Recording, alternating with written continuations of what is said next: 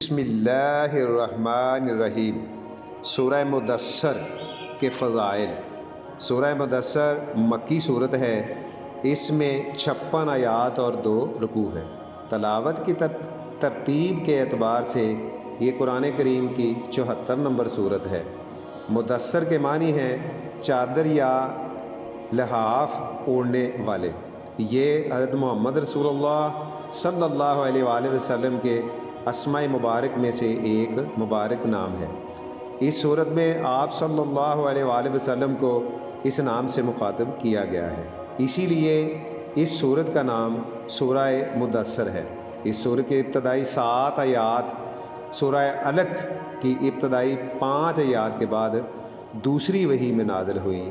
پہلی وحی میں صرف یہ بتانا مقصود تھا کہ محمد رسول اللہ صلی اللہ علیہ وآلہ وسلم کی نبوت اور رسالت کے اعلان کا وقت آ گیا ہے، اور سورہ مدثر کی ابتدائی آیات میں آپ صلی اللہ علیہ وآلہ وسلم کو فرائض نبوت سے آگاہ کیا گیا اور ان کے ادا کرنے کے لیے کمر بستہ ہونے کی تلقین فرمائی گئی ہے۔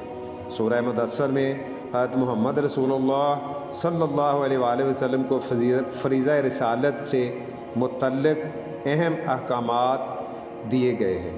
اس کے ساتھ آخرت کا انکار کرنے والوں کا برا کردار بیان کیا گیا ہے، جہنم کی ہولناکی کا بیان ہے، اور اہل جہنم کے اہم جرائم بیان کیے گئے ہیں، جن کے مطابق وہ نماز نہیں پڑھتے، مسکینوں کو کھانا نہیں کھلاتے، فضول بحثوں اور دین کا مذاق اڑانے میں مشغول رہتے ہیں، آخرت کا انکار کرتے ہیں۔